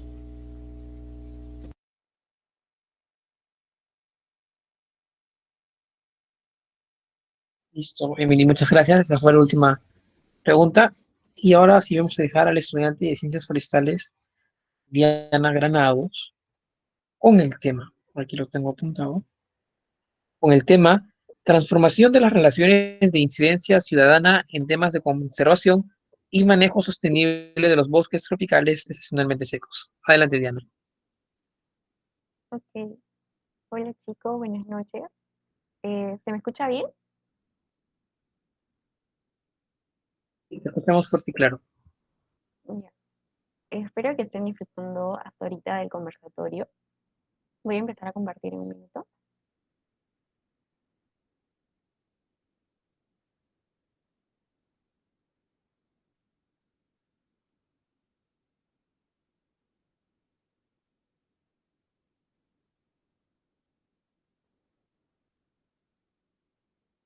Ya, me avisan si pueden visualizarlo.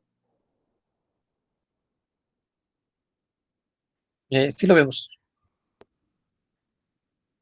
Ya. Bueno chicos, el tema que les voy a hablar hoy día es de la transformación de las relaciones de incidencia ciudadana en temas de conservación y manejo sostenible de los bosques secos. Y antes de empezar con el tema, tenemos que recordar la problemática con los bosques secos en las regiones áridas y semiáridas. Y es que un gran porcentaje de estos se encuentran en un proceso de certificación. Y el valor maderero de estos bosques es relativamente bajo. Sin embargo, estos sistemas suministran productos y servicios que benefician directamente a los pobladores locales. La población local es un factor muy importante, como lo dijo mi compañera Emily, con la cual se debe trabajar para poder salvar estos bosques. Pero se preguntarán, ¿qué es la incidencia social? La incidencia social, entendida como incidencia política y movilización social, es un conjunto de actividades dirigidas a ganar acceso e influencia sobre las personas en diferentes escalas para generar un cambio en la sociedad. Y por otra parte, la incidencia política tiene como fin poder influenciar a las personas con poder de decisión en un grupo particular. Puede ser de dirigentes, comités, municipios, alcaldes, etc. Y con esto vamos a lograr fortalecer las capacidades de la sociedad civil, consolidar la participación de las sociedades en el proceso de adopción de decisiones. Y vamos a tener como objetivo final un plan de acción o un plan de incidencia. Pero para generar un plan de acción es importante plantearnos estas preguntas. ¿Qué impacto quiero lograr? ¿Qué quiero lograr? ¿Cómo quiero lograrlo? ¿Y quién me ayudará a lograrlo? Tenemos que establecer un plan específico para la comunidad en donde vamos a incidir, tomando en cuenta su estándar de vida y dando alternativas viables para crear un equilibrio socioecológico. Y volviendo un poco al tema con el que comencé, ¿por qué transformar las relaciones de incidencia ciudadana? Bueno, chicos, ¿cuántas veces no hemos visto estas publicaciones o estos posts en nuestras redes sociales del Serfor incautando camiones con material ilegal? Y es algo continuo y rutinario. Mm, estos fiscalizadores, por ejemplo, como pueden ver en la imagen, el 10 de noviembre la policía incautó 7.500 kilos de carbón vegetal en Piura y una semana antes habían incautado camiones con madera ilegal. Y ahí debemos plantearnos la pregunta, ¿cómo transformar estas relaciones de incidencia en pro a la conservación y el manejo sostenible? ¿Cómo trabajar con las rondas campesinas que apoyan al CERFOR en la fiscalización? ¿Cómo hacerlos partícipe, como comentó mi compañera? Y, y es que la única forma de mejorar la calidad de los bosques secos es involucrando a la mayor cantidad de personas posibles. Bueno, ¿qué retos tenemos? Para lograr el compromiso de los pobladores, se considera fundamental escucharlos, pero también informar y concientizar a los pobladores de la consecuencia si no se toma acción pronto, como del beneficio que recibirían continuamente y a largo plazo si se conserva y maneja sosteniblemente estos bosques. Quizás con programas que tengan como objetivo educar a la población en temas ambientales, creando así una cultura para proteger nuestros bosques secos y activar la participación de todos, así como los han planteado algunos municipios, y como el programa municipal Educa, por ejemplo. Otros retos que debemos establecer es establecer planes de incidencia y foros de participación con una mirada integral del bosque, establecer modelos empresariales asociativos y comunales, así como, disculpen, hay que articular esta propiedad comunal, no solo promover, o sea, que los comuneros cosechen y vendan a privados, sino también que se desarrollen pequeñas empresas. Y por último, que la población vea el bosque como un foco de productividad y de diversidad. Como lo vemos en las imágenes, a los hermosos guayacanes floreciendo e invitando a los turistas para que los visiten, o los árboles cubiertos de epífitas que dan una belleza cromática al bosque, o la cantidad de vainas que se puede sacar de un árbol de algarrobo, como vemos en esta imagen. Ok, entonces, ¿qué oportunidades tenemos? Nos presentamos ante una población que en las últimas semanas se ha involucrado en temas que antes no lo hacían, quizás más conscientes, no solo de la política, sino una variedad de temas que les compete. Y tenemos la oportunidad de mostrarles el valor ambiental, socioeconómico, cultural que hace que su conservación y buen manejo sea de suma importancia. Tenemos productos de diversidad local con valor agregado listos para insertarlos en la demanda mundial. Mm, ¿Alguno de ustedes quizás me pueda decir o conozca alguno de estos productos que ven en la imagen? ¿O si lo han consumido alguna vez?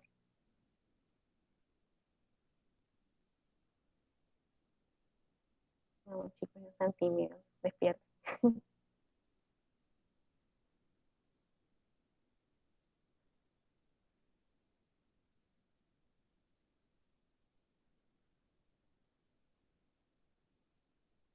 Bueno, por ejemplo, en la primera foto son productos de exportación La harina de algarrobo es la que mayor ganancias obtuvo, me parece que este año, como producto exportado.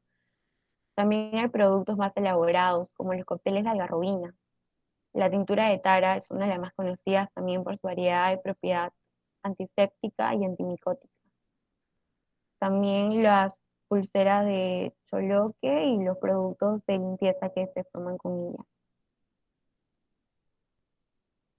Y por último, otra oportunidad que tenemos es que actualmente tenemos eventos que promueven la promoción local, que van desde la Semana del Algarrobo hasta las iniciativas como la Semana Forestal, donde revaloran los bosques como despensa de alimentos, salud y sustento de vida.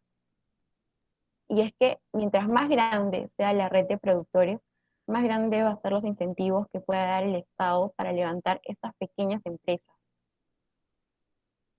y garantizar una calidad de vida tanto para los pobladores como para nuestros bosques secos.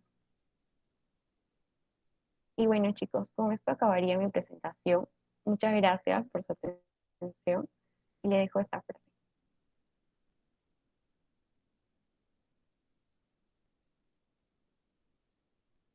Muchas gracias, Diana. Estuvo muy interesante tu exposición. Ahora vamos a pasar a las preguntas o comentarios. Si tuvieran alguna, por favor, pueden ponerla en el chat o abrir su micrófono.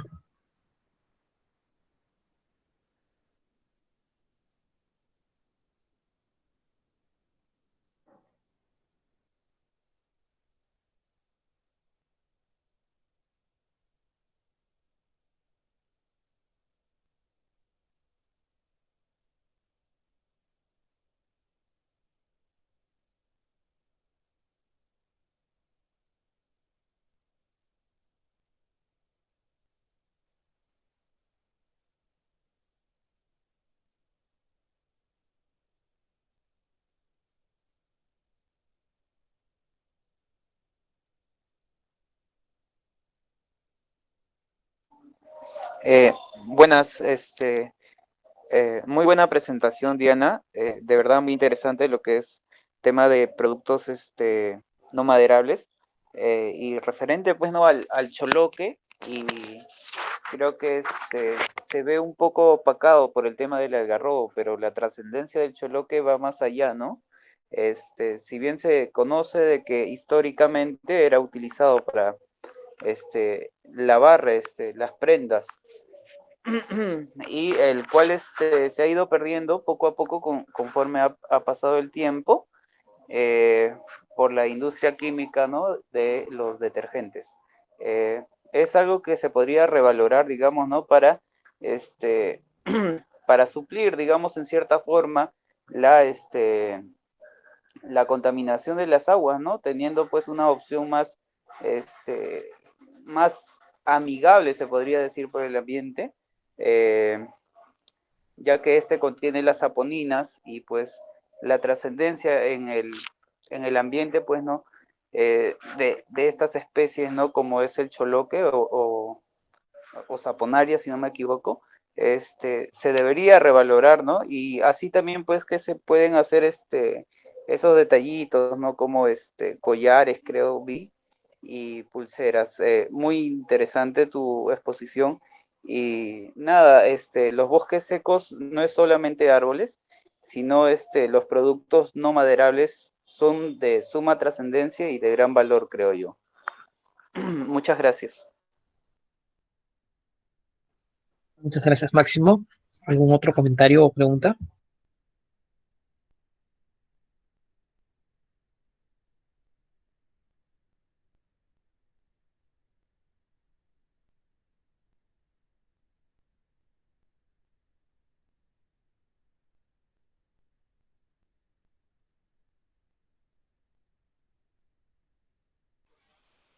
Bueno, si no hay otro comentario o pregunta, voy a aprovechar ese momento para voy a presentarles algo. Un ratito me van a dar, por favor, ya. A ver, quería compartirles pantalla porque quería mostrarles que en estos días CIOSEC está organizando una rifa de fondos para nuestras investigaciones. Ahí está la información y en nuestras redes sociales también pueden encontrar los datos sobre esta rifa.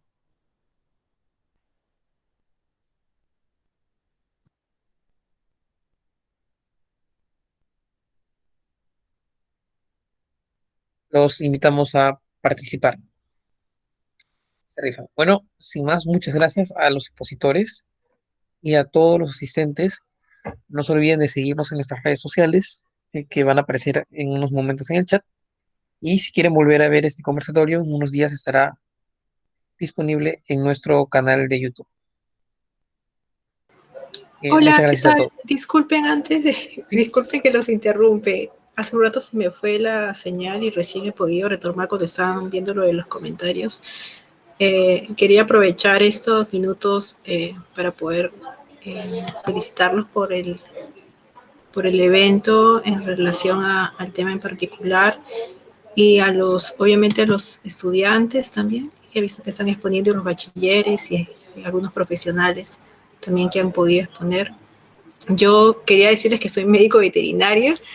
Creo que he visto la lista y creo que soy la única así extraña de todo el grupo.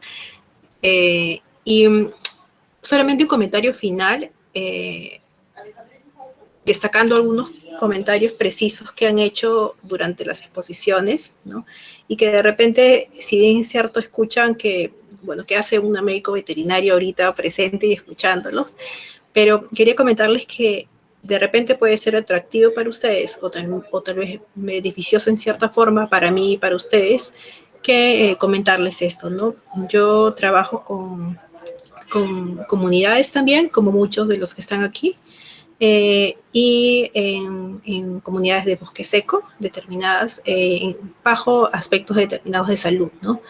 Trato de ligar cómo están circulando los agentes en el ecosistema de bosque seco y ligarlo también en el aspecto biológico y las particularidades que tiene el ecosistema, ¿no? Entonces, de repente, dentro de los presentes, les es provechoso conocer esa información de que existen también médicos veterinarios trabajando en estos bosques, ¿no? Y que ligan también la experiencia que ustedes tienen para fomentar, obviamente, la conservación, ¿no? Quedo también como alternativa de que ustedes pueden comunicarse conmigo si es que necesitan, en cierta forma, complementar, bueno, de lo que yo he podido escuchar, siento de que es posible complementar la información que ustedes tienen con aspectos de salud, ¿no? Y queda abierto la propuesta con el fin de que en alguna oportunidad se pueda establecer mayor contacto, ¿no? Muchas gracias. Muchas gracias a ustedes por la invitación. Podemos seguir manteniendo el contacto. Nos puede mandar a nuestro correo, que es bosqueseco@lamolina.edu.p, un correo para poder comenzar la correspondencia. Ahí lo he dejado en el chat. Muy bien, muchas gracias, doctora Miriam. Y